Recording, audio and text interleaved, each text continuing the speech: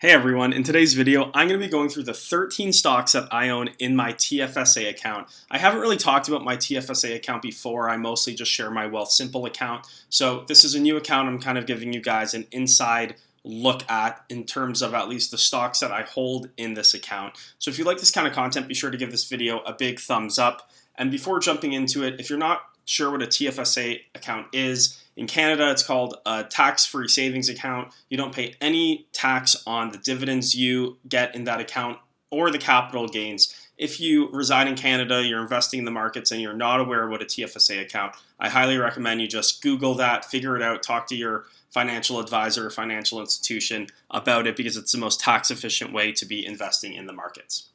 Okay, starting with the first stock that I own in my TFSA account, it is Rogers Communication.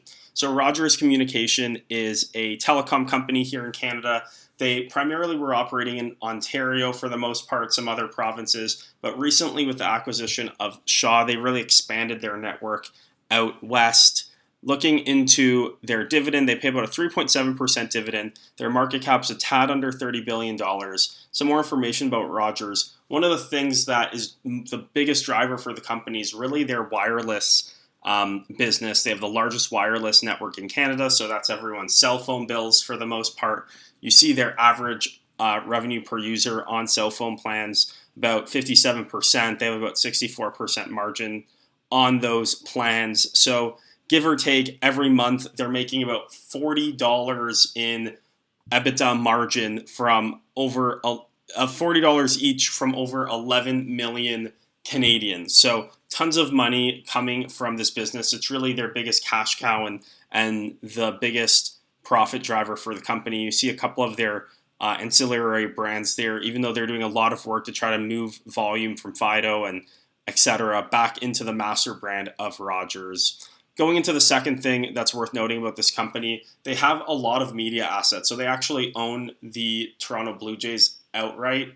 They also own about 40% of Maple Leaf Sports Entertainment. So they have a stake in the Toronto Raptors, the Toronto Maple Leafs, Toronto Football Club, and all these other kind of team assets, as well as owning exclusive National Hockey League rights until 2026. So that's been a very expensive deal for them. I'm not sure it's panned out for their cable business in terms of the amount of retention and new people they wanted to be signing on. So it will be really interesting to see what happens in 2026, given how big of an investment that was. Going into their guidance for next year, just quickly here, these growth numbers are not organic. This is incorporating the Shaw acquisition in, but overall, they're looking at providing about $2.2 billion to $2.5 billion in free cash flow. If we look at their leverage levels here, I think they share at the end, they're at 5.1, so really high. That's one of the reasons the stock's been going down. Hopefully they can get that down with that $2.5 billion of free cash flow that they plan to make next year. Their dividend's about 3.7%, so that's only about $1 billion going to the dividend. So the other $1.5 billion, hopefully they begin to delever their business a little bit post-acquisition. Going into the second stock I own, it is Pizza Royalty Corp. I'm going to keep this one short and to the point. Pizza Royalty is a company that just gets a bit of top-line money every time Pizza brings in $1 of revenue. They pay out monthly distributions to shareholders based off of those royalties and the amount of revenues they bring in, currently yielding 6.1%. But this one's actually grown a lot, up almost 50% in the last 5 years on top of that nice monthly dividend. So I've done pretty well on this one in my TFSA. Going into the third stock here, just going to move along pretty quickly on some of these. It is Fortis. So Fortis is a regulated utility company, nice 4.2% starting yield. And the great thing about Fortis is Fortis has increased their dividend year over year, probably since before I was born. They've been increasing it about 6% a year over the last 5 years, and they've guided to increase it about 6% a year over the next 5 years. So this 4.2% dividend next year will probably be closer to 4.5, the year after 4.8, the year after over 5% on the yield on cost of people buying today. It's a couple of reasons why the stock's down. Interest rates going up. Also, I think some people have mentioned on previous videos, just risk or threat of green energy investments they may need to make to sustain their business. may chew into profitability. But overall, this one's proven to do well over the long term. Like the history here going back to 1995, the stock's almost 10x from there on top of the reliable dividends that they've been paying out. So I like this one as a reliable dividend payer. They never really surprise me on their earnings. They always hit or are 1 cent over or under, given just the regulated nature of their profit being very reliable. So I like that stability in my TFSA. The next stock is TD Bank. TD Bank had a down day today, had an earnings report that was a bit more sour than investors thought, higher provisions for credit loans than anticipated. But over the long term, TD Bank has done really well. You see that they've been on a bit of a stall here. Let's call it the last 2 or 3 years, but their dividend continues to go up, now paying about 4.8%. They're expected to do about $8.50 of EPS this year, I believe. So trading just under or around 10 times earnings. So getting about a 10% return between the dividend and the money they're producing internally, which is a pretty good investment for a company that's been operating at such a high level for decades and decades, increasing the dividend every year. I think it's a perfect stock for me personally to own in my TFSA and capitalize on those dividend reinvestments and those dividend increases that they've been able to produce. Currently, the company has a ton of cash on hand because their First Horizon bank acquisition deal in the US did not go through for a handful of reasons. So they just released today they're planning on buying back about 5% of their outstanding shares with some of that capital that they had lying around from that acquisition that didn't go through. And I think they also are always open to little tuck-in acquisitions that they feel that can get through. So interested to see if they'll make any strategic acquisitions in addition to buying back share. But I think buying back share at a 10 or under 10 PE is still a good investment for shareholders.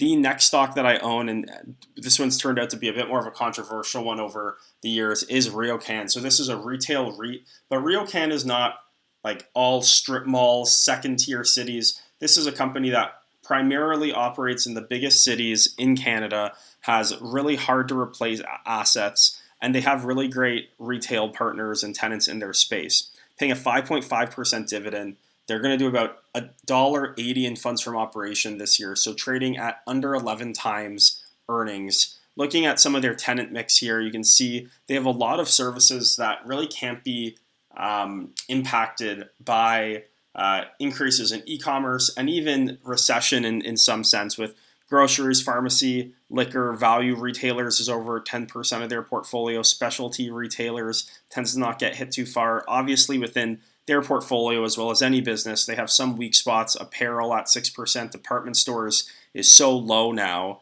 and experiential may be a bit more discretionary. So depending on exactly what's rolling up into that, that may have some short-term cyclical weakness in a recession. But for the most part, their big tenants are tier A grocery chains, drug chains, government businesses in Canada. They also have a handful, maybe 3-4% of their revenue coming from residential rentals, which is a nice little mix as well. And overall, I just think these assets are really hard to replace. They are in the best locations, and I think real estate long-term will continue to do really well as long as you're talking about the best assets that are in the country, frankly.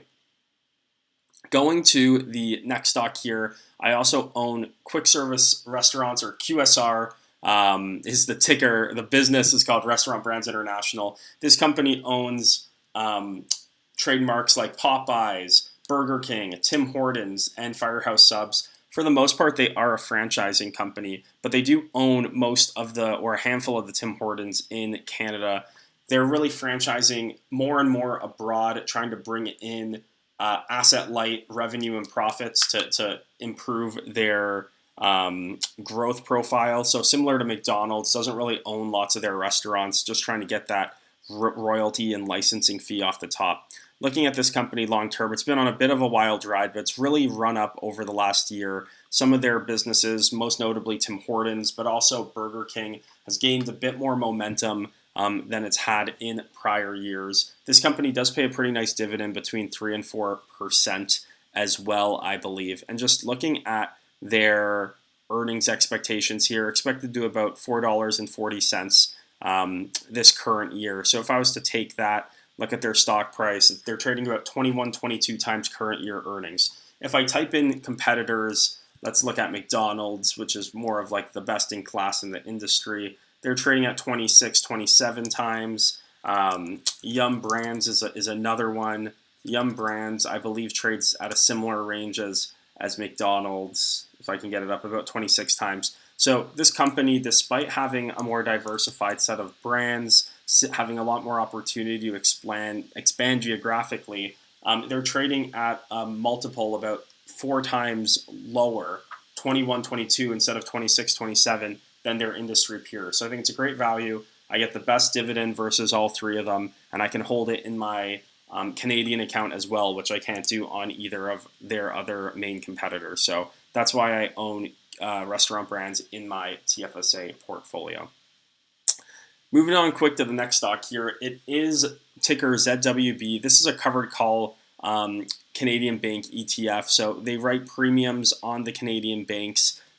In addition to the Canadian bank dividends, they add the premiums on and pay a monthly distribution. It adds up to be about 7-8% a year. Looking at the company here in terms of their management fees, it's higher than usual just because it's a very active portfolio. They're writing covered calls constantly. They're bringing in that premium to hand out. Their current distribution yield is about 7.6% on the stock or on the holding here. And if you're just to look at their holdings, it's really what you'd expect. It's all the Canadian banks, Bank of Canada, TD, Scotia Bank, CIBC, Bank of Montreal, etc. And they're just writing calls on bank indexes essentially. So this is more of an income play for my TFSA to take that money, distribute it across other opportunities that I have in my TFSA account.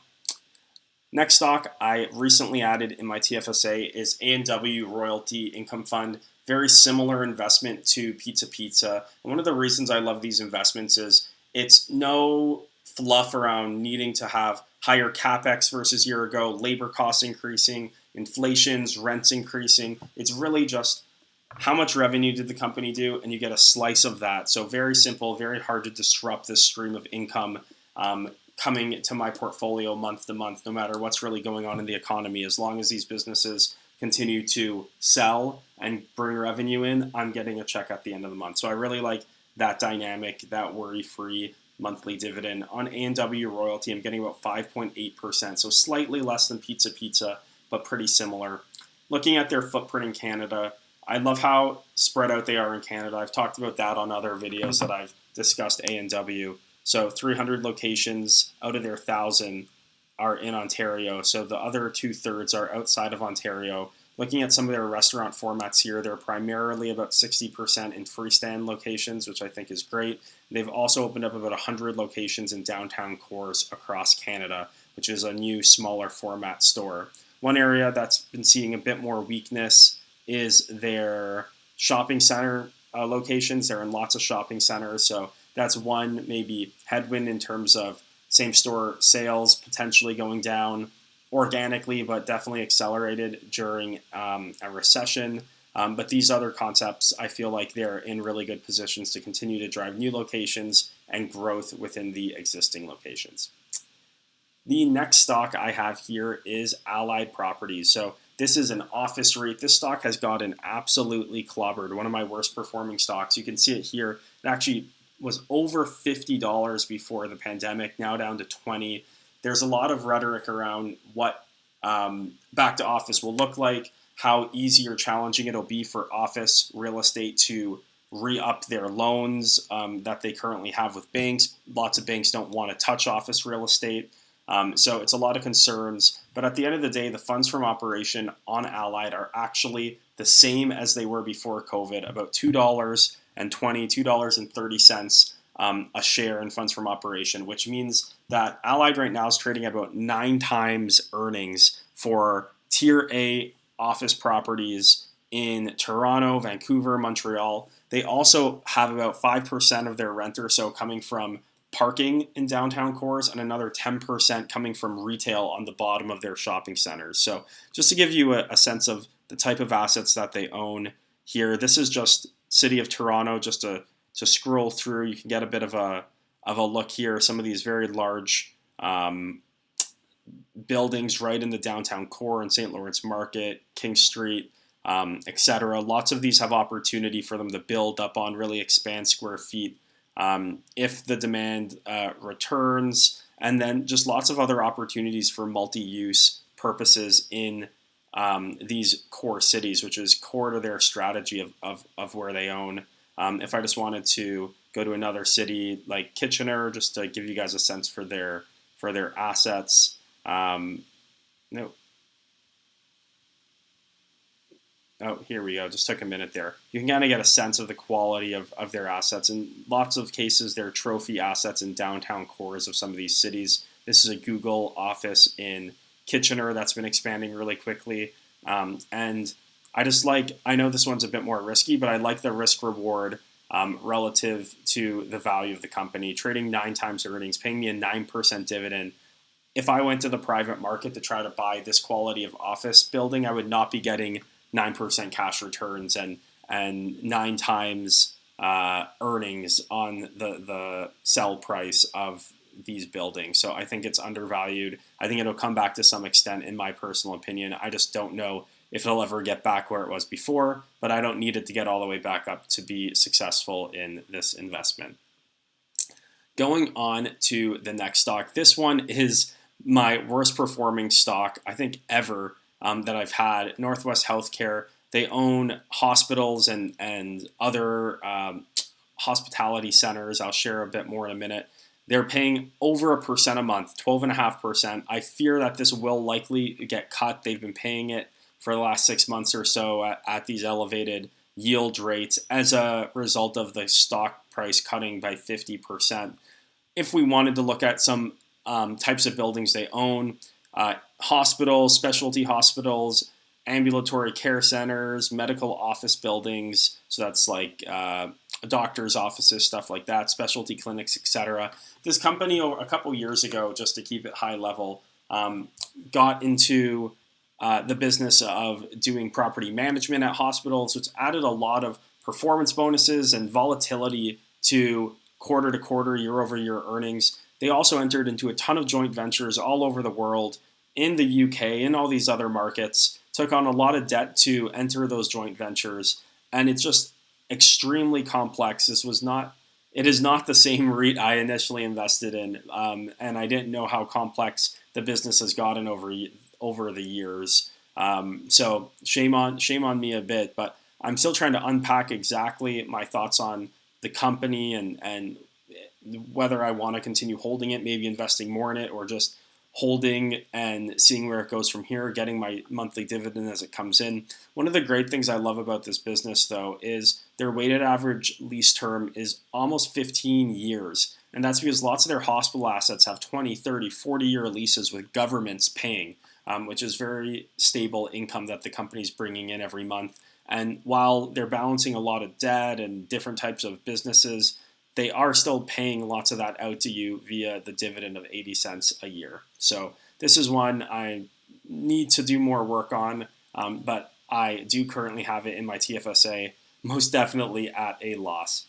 The next stock I have up here is Scotiabank. Scotiabank's a stock I've actually been adding more lately, almost at a 7% dividend yield, despite increasing their dividend consistently over the last 50 years. I think 10 years from now, their annual payout will be significantly higher than today, and I'm able to buy in at almost a 7% starting yield. So on this one, I think they're going to do about $7 or just over $7 of EPS next year. So trading in the 8s in terms of price to earnings ratio, despite the history that this company's had. I think it's a good opportunity to build up my position. That's my personal thoughts. You can see here their lines of business. They're mostly in Canadian banking, global wealth management, but they also do some international banking, specifically in Latin America. It's about a quarter of the business that you see there. And as we go down here, you can kind of get a sense of what those markets are. Geographical mix here in Latin America, Mexico, Peru, Colombia, Chile. These are just some of the markets that they have pretty strong positions in, top 2, top 3 market share banks. So as those economies hopefully stabilize, grow, and become more developed, it could be a huge tailwind and a unique tailwind for Scotiabank in the Canadian banking sector. I think second last stock I have here is CN Rail, one of my favorite companies. CN Rail I've had in my portfolio for a very long time. It's treated me very well. Currently trading around 20 times earnings. They pay a 2% dividend yield, but they've increased it every single year since going public. And they've really avoided having any major dip, major down period for the most part. They have a huge moat. No one's building new railway tracks. It's so many of their customers have no other way of moving their product. So they're in a really good position, and being able to go from coast to coast in Canada, also down through the US with their network, building tons of ports on the waters, coming in and out of the continent. I think this company is in a great position, has a huge moat, and has a lot of additional opportunities to create shareholder value, whether that's using their surplus of free cash flow to continue buying back shares, which they've done extensively over the last 20 years and they continue to do, or investing in their business. There's lots of opportunities to create additional value here. So I'm really excited about the future on this stock. Just taking a second here to look at some of their business, looking at how diversified they are by industry here. I won't read them all out, but you get a good sense of, in their $15 billion of revenue, all the different kinds of businesses that they touch as core businesses. Intermodal is a bunch of businesses even within that. They have 9 different ports on the coasts that come in and out of North America. Tons of cargo, tons of other things. They recently bought a trucking company a few years ago, so they're a fully integrated logistics transportation company of goods. They're a huge driver of the economy, and I think they are a great hold in my portfolio here. And the last stock I have in my TFSA portfolio is another REIT. It is First Capital REIT. This company pays out a 6% dividend, very similar stock to Riocan, but they trade a bit more expensive. They're going to do about $1.20 of funds from operations, so trading at about 12 times instead of 11 times. And the main reason why that is this company has flagship assets. They do not have any shopping malls or anything like that in bad areas or secondary cities. And they tend to lead the retail industry in Canada in terms of dollars charged per rent per square foot. So really great assets, really great business. They get a bit of a premium valuation because of that. And they also are currently undergoing a process where they're trying to unlock shareholder value within First Capital by liquidating assets that have very low cap rates that they can sell for a 2 or 3% cap rate, take that money, buy back shares, invest in other higher cash flow and monetization opportunities across the company to bring the company closer to their net asset value, which is about $23, $24 per share, I think. So they're trading at a heavy discount to what the valuation of the underlying real estate is. And that's why I don't mind holding on to this one, waiting till they recover some of that as I get paid a 6% annual dividend. So those are the 13 stocks that I do own in my TFSA. I hope you guys like this little peek under the covers on my TFSA, since I haven't really talked about it much before. Looking forward to sharing more about my TFSA. Let me know in the comments if you like any of these stocks or have any thoughts on any of these stocks, and I will see you guys in the next one. Thanks.